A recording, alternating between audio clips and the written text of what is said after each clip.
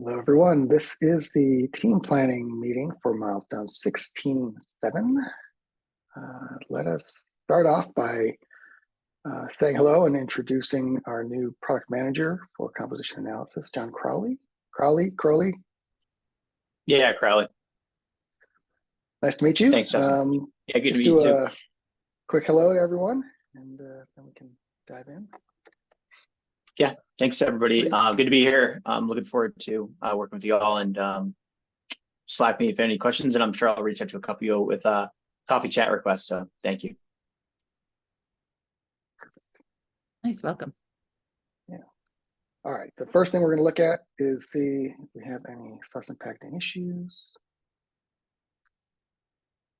Well, we've always got this gymnasium one.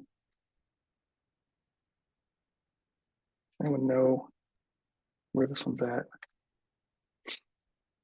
Yeah, I mean, I know it's not being worked on. I think we've concluded in the past that there was a reason that it was okay to not have I it. found a workaround. Yeah. I'm just wondering, can we do something with this issue so it's gone? Because it's showing up as an S2 still. And it's well past this SLA. Yeah. We have a call later this morning with the team, so we could probably bring it up there and talk to the team about whether or not we could just change the severity. Okay. Yeah, if there's a workaround, then it's easy enough. And it's probably something that can be changed to 3 or 4, depending how easy. Okay, we'll get it updated. Cool, thank you. I think that's it for S2s. Last time I looked, there were no S1s, so let's hope that's still the same.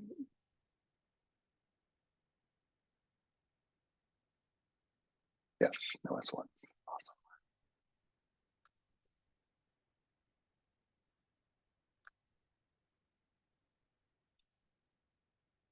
All right, then let's start looking at off. Is Hannah here? No.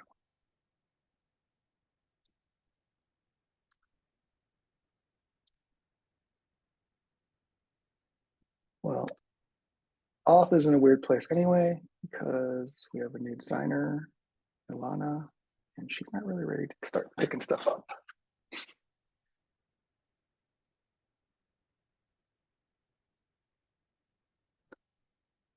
I'll have to talk to Hannah about these because she hasn't popped up yet. Let's jump on to compliance.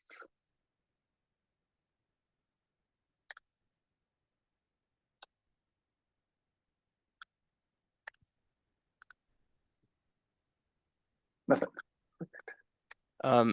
Maybe I can speak to, let me pull up the previous epic, and maybe I should have prepped it for this one. But Jensen will be taking on compliance. So let me see.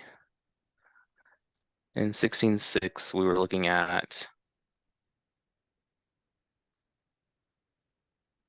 just bear with me, sorry.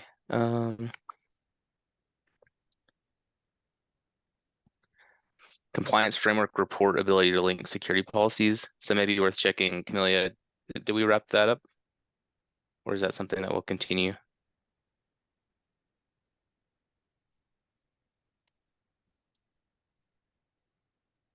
I think you're on mute, Camelia. Yeah, could you like go back to the issue link again? Yeah, sorry. So I was realizing I didn't pull this ahead into 16.7, but is this the one you're talking about? UPS SEX design? That's under composition analysis. So up in 16.6 under compliance, there's compliance framework report ability to link security policies. So I think that is something we will want to get done on the compliance side, but I'm not sure what the state of it is if we've kind of wrapped that. Yeah, I will double check today. I think it's done. So okay. Yeah, I think it's done, but I will double check today. I think I updated everything. Okay. Otherwise, what comes to mind on the compliance side right now is we have a UX research issue related to multiple labels, supporting multiple labels, and out of that could could affect some design needs based on what we learn. So I know we're not talking about UX research right now, but yeah. So that's I being can- done right now, and that could lead to design needed in 16.7. Is that what you're saying? Correct. Yes. Okay. So I can note that and follow up in the epic here. It was kind of an early Monday meeting, so I didn't think to cover the compliance piece for today, but Okay. Yeah, and I can make sure that Jensen's up to speed on that. Cool. Appreciate that. All right, that works. Composition analysis. Looks like we got 3 needs, and they're all due in 3 milestones from when this one starts. So that's good, depending on how big they are. I'm guessing it's too soon for John to know what these are. I can't speak to the first one in terms of the UX research component, but in the 2 down below for you can't see here, but one's called EPSS, one's called KEV. It's essentially a data point that's telling the likelihood of a vulnerability being exploited. It's I think it's something that we'll want to add to the Vuln Insights page on the table to basically alert someone that a specific vulnerability is likely to be exploited, which is going to provide them insight in terms of what to focus on. So I don't know in terms of like effort here, how much effort that would be for the team to look into that and then develop some sort of design, but it's essentially 2 data points. Sarah, any comments there? Yeah, I think he explained it well. Michael had done some UX research on already. So the top one about UX research, I was just trying to put a theme in because it seemed like, but I can take that out if it's actually only 2 things That's that fine.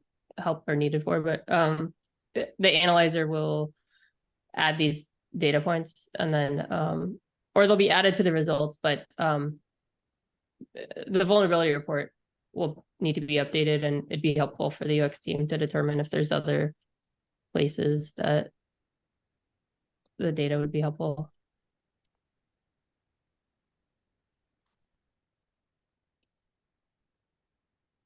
I think also for the second data point, the KEV one, there's also a question of adding it to other analyzers. Like I think Connor had some interest in adding it for SAST.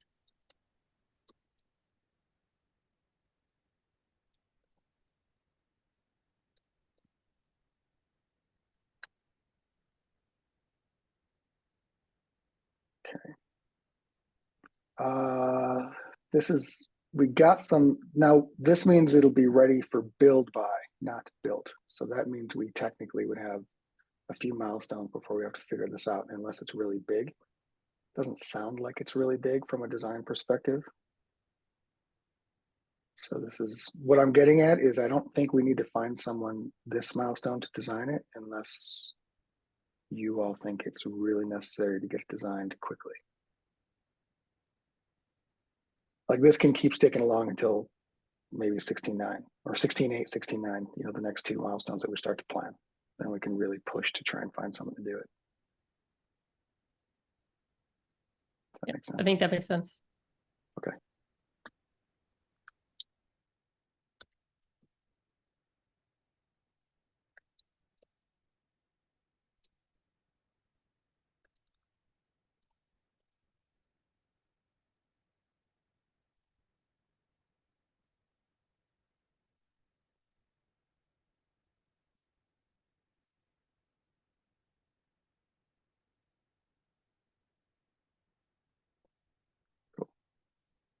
But definitely good to have them on here.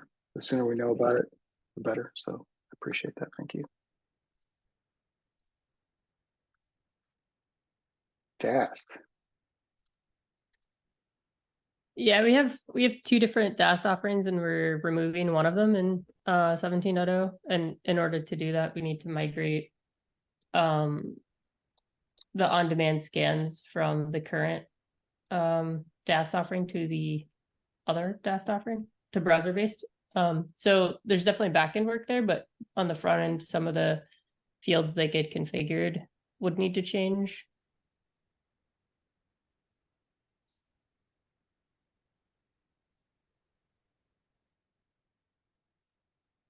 So I think essentially it's like redesigning one page. Okay. Well, then, if we look at SAST, there's a bunch of, did I click on SAST? Yeah, no, I didn't. There's nothing in here. Michael, what do you know about SAST needs? Yeah, so for SAST, it's largely just still focusing on secret detection. So hopefully we'll be digging into the job to be done research, like actually conducting interviews during this milestone, potentially doing some analysis on that. And then other than that, sort of doing some prep work around platform-wide secret detection too, some like defining priorities, scope, workflows, things like that. That'll be the big thing, and then some support for like inline SAST findings.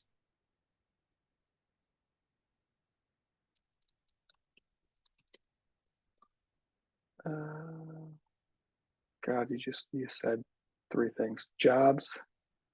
So yeah, Three. jobs around secret detection, and then doing some just preliminary work around platform-wide secret detection. And then, yeah, the inline SAST findings. Okay. Plus the MR redesign. Yes. Yep. And I guess the scope of that for this milestone is still TBD, because we needed to figure out other designers' capacity there too. Right. But by the end of this milestone, we should have a good idea of how that's going to work out. Mhm. Yeah. In 16.7, you'll actually need to start doing something. Yeah, hopefully so. 16.8. Is that, does need to get you done. said other 16.7. designers' capacity, is that like the code review designers? Mhm. Yeah, our counterparts from the create stage and any other stages that might need to be involved in that. Cool. Yeah, we figure there's going to be Michael and probably like Alex, maybe Matt Neerance will be the DRIs who are primarily involved, and then everyone else like you, Camellia, whatever, Vidika, Gina from other teams that have stake in the game will pop in and out with their bits. Goal is to try and have design done by January or sometime in January. Yeah, fingers crossed. Fingers crossed, yeah. That would be great. Yeah. But what does that mean for this DAS thing? It doesn't sound like it's a heck of a lot of work.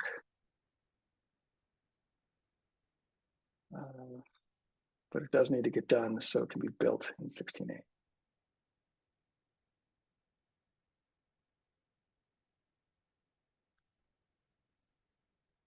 Can you take a look at it and let me know how big you think it is, Michael? Yeah, I can certainly do that. It sounds like it probably wouldn't be a huge lift at all. And I know this stuff like for secret detection, we don't have a hard set date for when that needs to be done other than getting that pre-receive stuff out the door. So I think there's some flexibility in my capacity is what I'm trying to get at here. We also could probably push it to 16.9 if that helps too.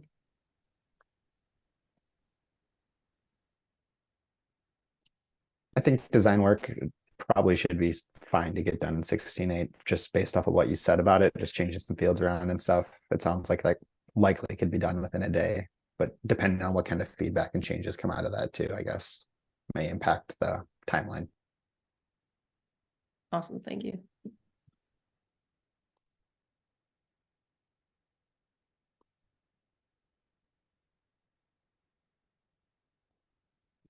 I love it when Google Docs doesn't find the person's name. It ends up taking longer than it should.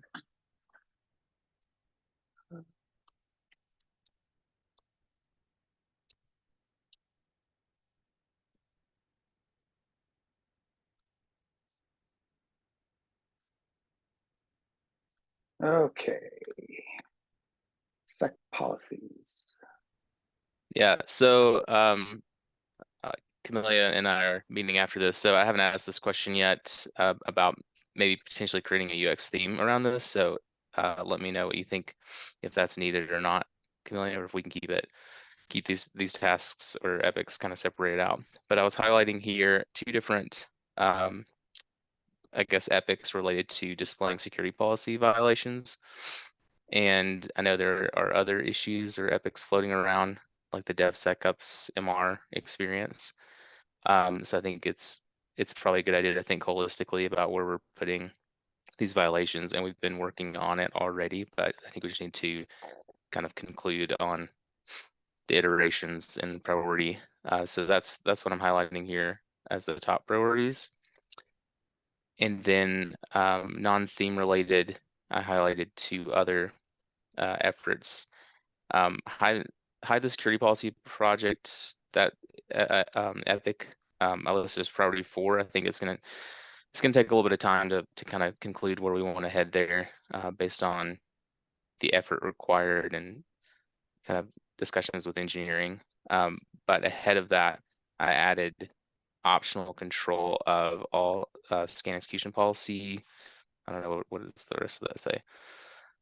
CI variables. So it's essentially like a compliance requirement that is also in support of the software supply chain security effort. And this will be a mechanism to kind of override variables with essentially like a null or like empty set variable, so that you can't at the dev project level start implementing your own variables that override maybe some particular compliance controls per variable. So some might be fine to be unset, some might need to be locked, essentially. So that's something that we want to start working on here very soon. I know, Sam, you're on. I'd ask you a question in the thread about your timeline expectations, to be able to, like, I guess, when would you be ready from the development standpoint to help with that, or do you see that falling fully on security policies? Yeah, just wanted to see if you had any input from a timeline standpoint for that requirement. Sure. I'm not sure yet. Yeah. Is the short answer. We're planning on helping with the other one, at least with the claims that's right. related Yeah. to storing the source. So we've got that tentatively planned for 16.7. Where we've got just one developer for software supply chain security, I think it's a little bit hard to say, particularly because they're doing a research spike right now with the runner team, and our roadmap is going to depend on what comes out of that research spike. So probably best case scenario would be ready for development 16.8, but I think that's really unlikely. Plus we'd want to wait, like we couldn't really use that anyway until custom YAML support was released. So I'm hoping to have it done by 16.9 is sort of like my personal target, but I don't know yet if that'll be my group or your group, or it's a little bit too early to say like how that would shake out for timelines. Okay. Yeah, thanks for that. My thinking here, when you jump between like theme MVC issues to non-theme related issues, it throws me off that it's like you can set like the vision design ready date, and then it's the ready for build by date. So they're different. So I was thinking here 16.8 essentially try to complete the design. And that way, and unless you see it as a higher priority, than security policy violations, being ready for development when we're done with the kind of the custom YAML support. So yeah, that seems good. If it's ready by the end of 16.8, so developers can start working on it in 16.9, I think that'd be a good target. Cool. All right. Any questions, Camelia, or anything else you would add on these plans? Nothing. I think we can talk about detail to thematize it. We already had the epic before, just 2 weeks. It's probably good, as you suggest, to break it down into different themes. We can talk about details later. Cool. Sounds good. All right. I think that covers it from my end. Okay. Thank you. That all made sense. Anything else about static analysis? Jeez. No, I don't think anything on static analysis side, but I also have not had a chance to sync up with Sarah, so there may be something smaller, something like that might come up.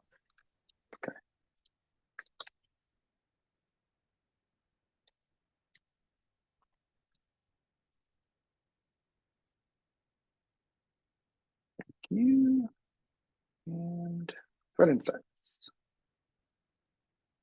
Yeah, so some of this is going to depend on what we fully complete at the end of 16.6, which, I mean, we have, what, a couple of days? I was trying to wrap my head around the new changes on when things start and stop. I haven't yet figured that out. Yeah. The third Thursday of every milestone or something. So we've been working on, well, grouping is complete, but the designs for vulnerability, for grouping on the vulnerability report were complete, but they, as the engineers have been implementing it, we've come across just a couple of questions have come up. So there's still a little bit of touch points there for UX.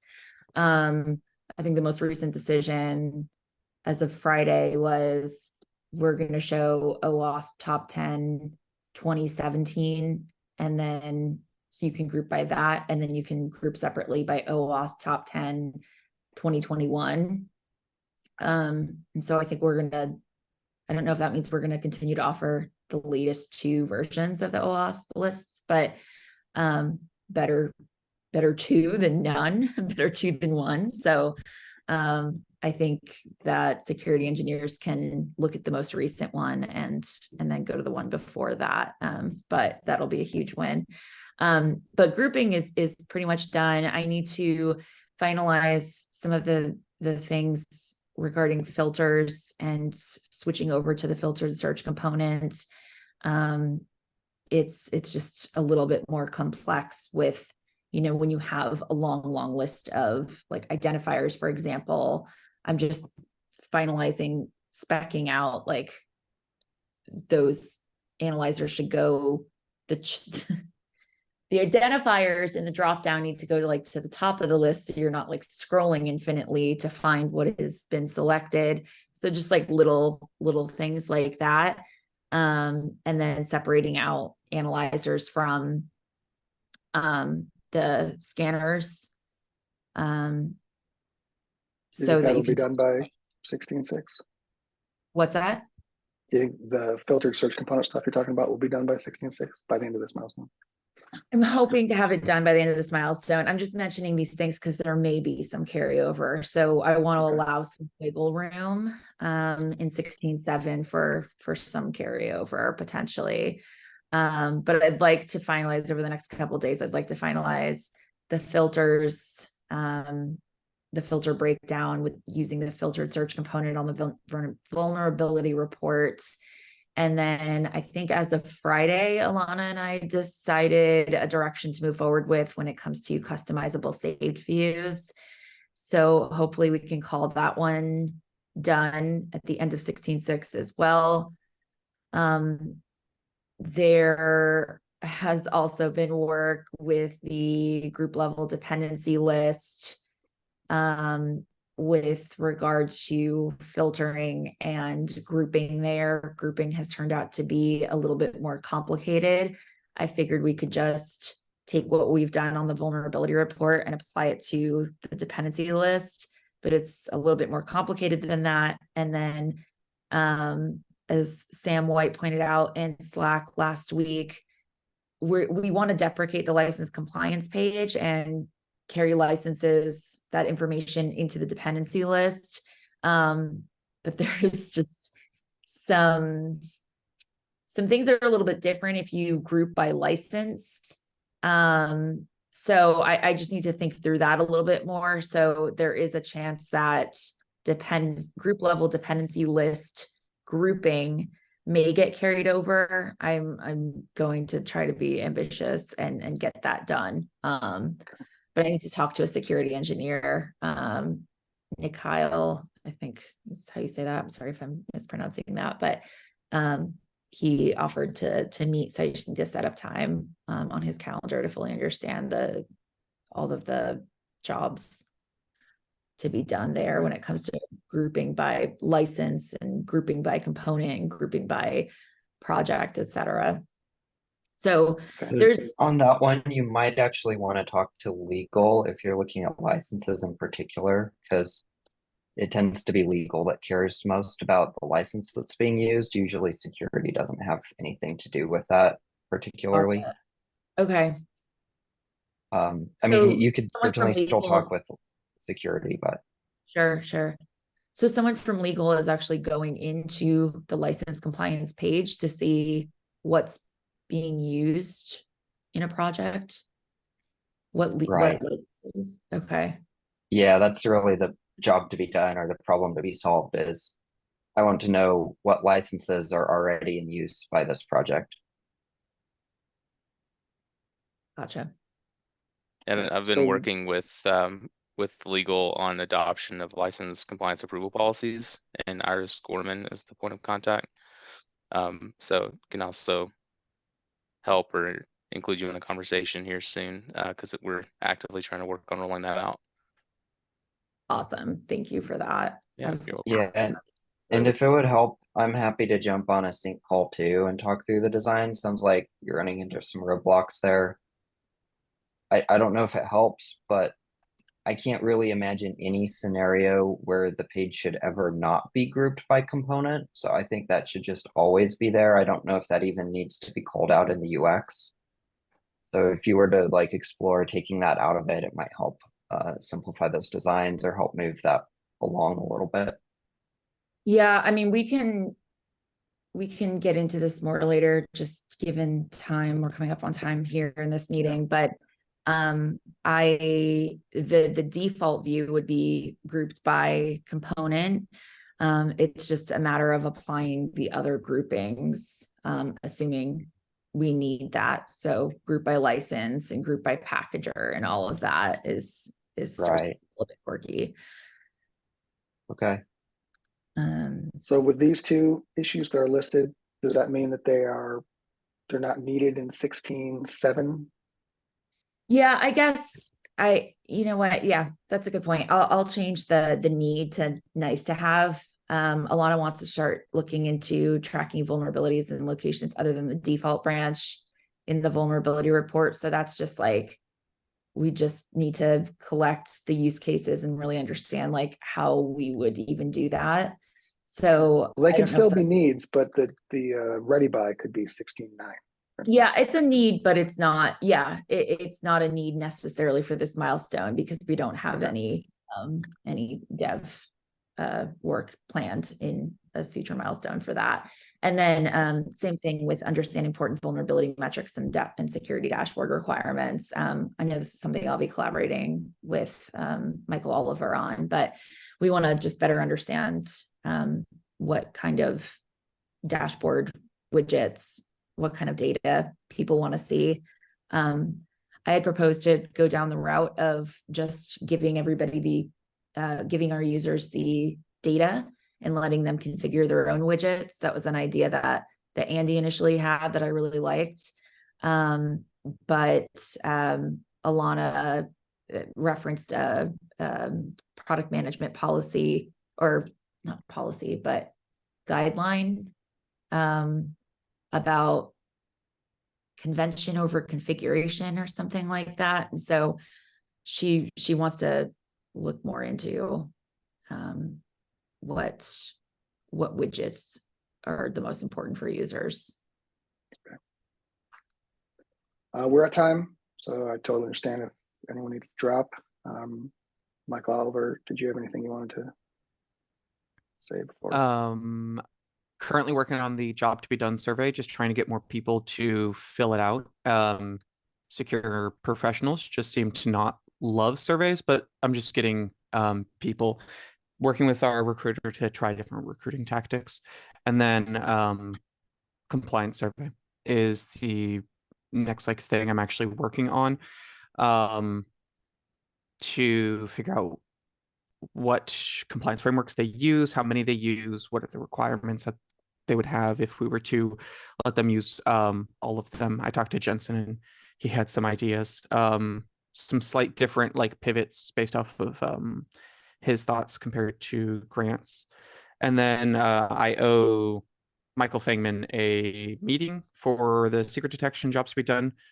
We'll do that this week. And then Becca, I looked over that dashboard research. I just ran out of time on Friday to put some thoughts into it. So I'll be doing that today or tomorrow. And I met with Becca to go over just the high level goals of some of that stuff. Nothing is immediately needed though. Michael, I was kind of curious, are we stalled at all on the other research for the multiple compliance framework labels? No, I was going to begin to work on that, and then Jensen wanted to meet to go over a possible change in the priority. So we just talked about that. And looking at them now, I might be able to actually move them together into one thing. So I just need to look at that essentially and figure out if I can combine them. If not, then exactly what research questions I wouldn't be able to combine them into the survey. That Jensen does want to prioritize. They sound very close, so I can't remember the name exactly, but no roadblocks immediately. I just need to see how much of the research questions actually need to be answered right now. Okay, thank you. All right, awesome. Thanks for sticking around. Does anyone have any problems if I stretch this to 45 minutes for our next future calls? Because we always end up running out of time. Fine with me.